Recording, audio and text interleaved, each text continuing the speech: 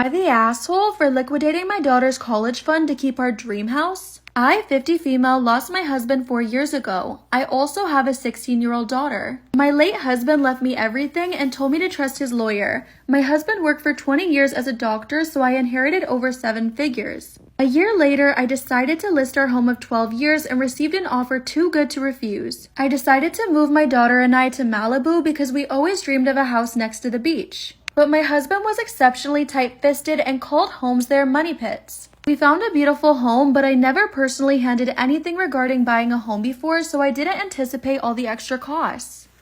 Am I the asshole for liquidating my daughter's college fund to keep our dream house? My daughter was so excited, so I decided to go for it. My late husband's lawyer was furious at my decision, so I decided to stop taking his calls. I ended up signing with a money manager who said we'd be passively earning 90% of what surgeons earn per year. But he ended up tanking a lot of our investments.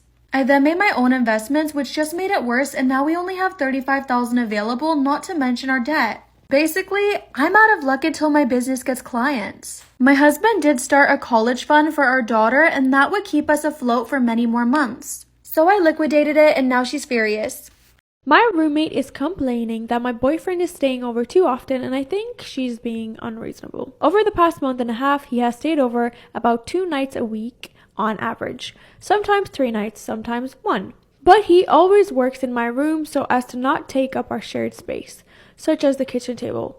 I am also always home when he is there. I have my own room and bathroom, so he isn't taking any of her personal space whatsoever.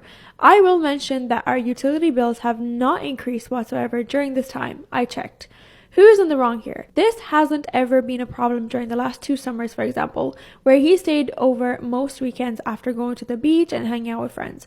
I don't see why it's suddenly an issue now.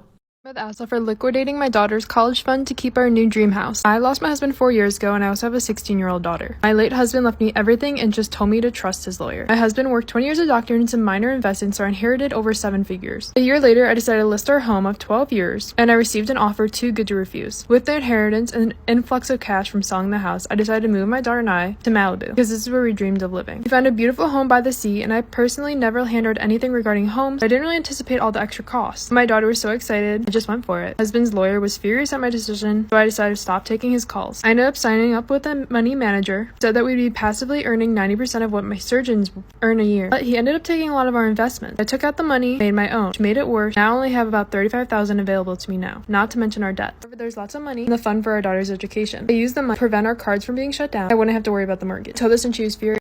So I was homeschooled my whole entire life, okay? Never even been inside a public school. And a lot of people think homeschooled kids are extremely sheltered. And when I was in high school, I would always tell everyone, no, I'm not sheltered at all. I have so many friends, which honestly is true. I did have a pretty decent sized friend group. But looking back, the stuff I did in high school that I thought was so rebellious, public schoolers would literally laugh at. So there was this annual camping trip thing. It wasn't really camping. It was mostly just cabins. And it was for the homeschooled group that I was a part of. So me, my best friend, and another girl that was in our friend group at the time were all hanging out at my best friend's cabin. And all the parents were leaving for a little bit and they were gonna come back in an hour or 2. So the 3 of us get the idea to steal one of my best friend's dad's beers because his cooler was literally sitting right there on the porch, wide open. So we take a Coors Light and we run to my cabin with it. We get there, we crack her open. Between the 3 of us, we did not even drink half the can. So then we started to feel guilty. Even though only half of it is gone, we decide to pour the other half down the sink. And we're like, we can't leave a can in the trash in here because if my parents find it, they'll know it was us. So we walked to the little community lobby center that was in the middle of the campground, and we went into their bathroom where there was this tiny little trash can and it was already filled up, almost spilling out. So we dumped the whole thing out on the ground. We put the beer can on the very bottom and then filled the trash over the top of it. We worked hard to destroy that evidence just for me to mess it all up. We joined back up with our friend group and then we're all slurring our words and being all dramatic.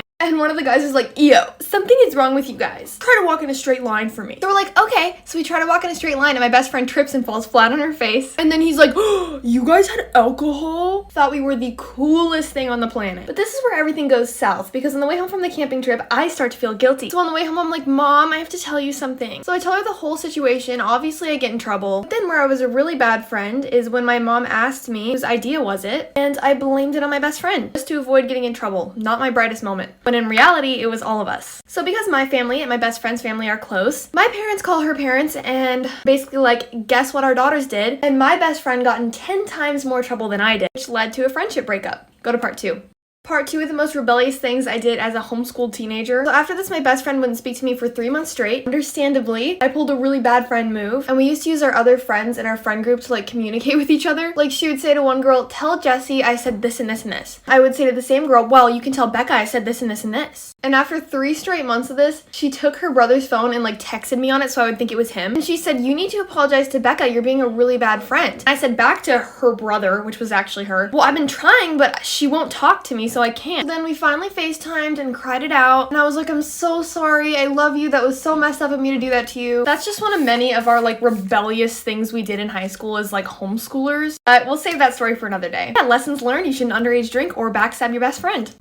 Let me tell you about a time in high school I physically defended and protected my best friend against a gross guy at a party. And yes, I was homeschooled, but I was a part of this homeschool group, so that's how I was invited to all these parties and had friends. They were not like normal high school parties though. I didn't experience that till senior year. So at this particular party, I was probably 15 or 16 at the time, and it was at my friend's house. So parents everywhere, no drinking, nothing like that. And one of the guys there, we're gonna call him Cole, but he basically hit on every single female there was. Doesn't matter whether or not you're single, this dude did not care. And it wasn't even like a normal way. It was like he would just make super like perverted innuendos and jokes. I would just say like gross things to me and my friends. Dude was not pulling anybody with that. He would do this to me too, knowing that I wasn't single. What you need to know is I was pretty much already at my wit's end with this guy. So back to the party. It was a pool party, so we're all like in our swimsuits. On this particular night, this dude had like no chill. He just would not stop saying like the grossest stuff to me and my friends. His friend, who was a part of our group, was just sitting there laughing, like not defending any of us. And I was looking at him like, dude, get a grip on your friend. And if you're wondering, my parents weren't there, but like the parents that were there were all inside. They weren't catching any of this happening, and we were all like sitting outside by the pool. And I wish I could remember exactly what it was he said that pissed me off so much, but he said something to my best friend that was just like so rude and so gross. I could tell it upset her, and I was just like, no. So before I tell you what I did, keep in mind that to me this was not a big deal. I was like,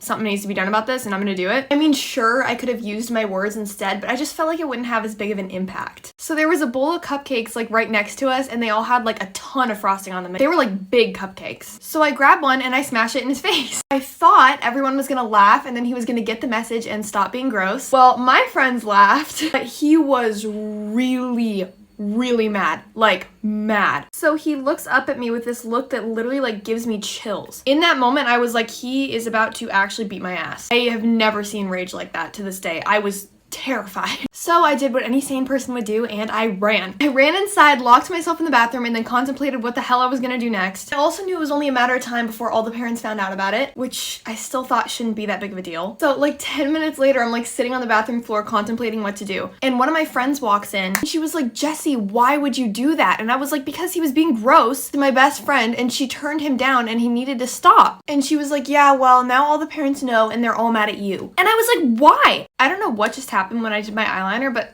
I did my eyes in like 2 different styles by accident. Now my eyes look so lopsided. Anyways, I was like, why? If anything, they should be mad at Cole because he was the one being gross to all the girls. But apparently the parents didn't care about that. So I finally come out of the bathroom and it's like super awkward in the kitchen. Cole is standing in there too, and he looks super pissed at me, but he's like not doing anything because the parents are around. And I'm like, great, obviously they're all on his side because he talked to all the parents first, which I wasn't even planning on doing. Like, I didn't think this was such a big deal. And I go home and I'm talking to my parents about it, and I'm like, this is what happened, and now all of my friends' parents are like mad at me. And my mom was like, well, you know, you probably shouldn't have done that. And I'm like, yeah, I know, true, I could have used my words, whatever. And she was like, but he had it coming. And my dad just laughs his ass off and he gives me a fist bump and he's like, nice. Anyway, I thought the whole situation was blown out of proportion. In my mind, I was like, it's just a damn cupcake. I knew there was other ways I could have gone about defending my friend, but I thought it was funny. I want to know what you guys think though. Did I go too far, or was that situation really blown out of proportion? Oh, and the next time I saw him, I was so scared he was gonna beat me up, but guess what he did instead? Guess. Jealous girlfriend syndrome is real, and I too once fell victim to it. When my boyfriend and I first got together, we were literally 15. He was my first serious relationship that wasn't like a middle school relationship. So when other girls started going after my boyfriend, I was like, what is this fiery rage boiling up inside of me? Like, it literally made my blood boil. But I never ever showed it on the outside, so I figured it's okay as long as I suppress it and I keep my cool. But then there was this one time. So rewind just a few months before I met my boyfriend. He had this best friend that he used to see a lot, and my boyfriend's sister and his best friend's boyfriend's sister also got along pretty well, so they would like all four hang out. So when my boyfriend and I started dating, his sister spilled the tea to me about my boyfriend's old best friend's sister. Let's just call her Haley. So my boyfriend's sister tells me that Haley was obsessed with my boyfriend. Keep in mind, this is still before we started dating, and the way that my boyfriend's sister found this out was one time she was going with my boyfriend to his best friend's house, and Haley says to my boyfriend's sister, "Come in my room real quick, I want to show you something." So she follows her in there, and Haley had taped pictures of my boyfriend to her wall, like she had fully printed them out and hung them up. But what's even weirder is in all of the photos he was asleep. So naturally my boyfriend's sister is like, where did you get those pictures? And Haley's like, "Oh, I took them of him while he was sleeping."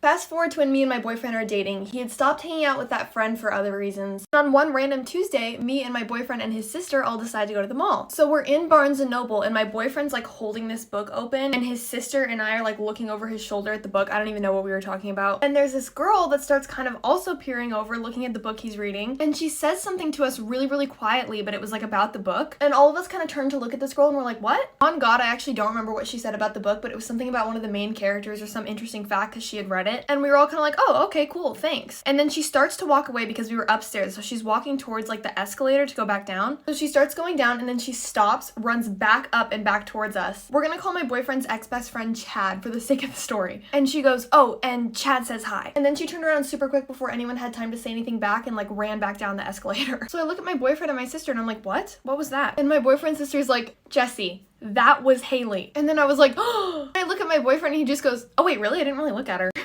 I also thought it was weird that she said Chad says hi because she didn't have time to like talk to her brother from when she had seen us in the bookstore. I honestly just think she just wanted us to know it was her because this happened like at least a year later. That was definitely not the first time something like that has happened. Don't even get me started on the girl that used to join an Xbox party with my boyfriend just so she could complain about her boyfriend to him. And then months later went around telling everyone that my boyfriend and her were best friends even though my boyfriend hadn't talked to her in months. He blocked her. So that's a story for another day. I learned when you're secure in your relationship, you're with someone who's trustworthy. At the end of the day, you won. So that thought process and knowing that I'm secure in my partner are the two things that help me overcome feeling any type of jealousy when that type of stuff happens. But on the other hand, if you can't trust your partner, and if you're worried that if another girl pursues him, he'll leave you for her, leave first.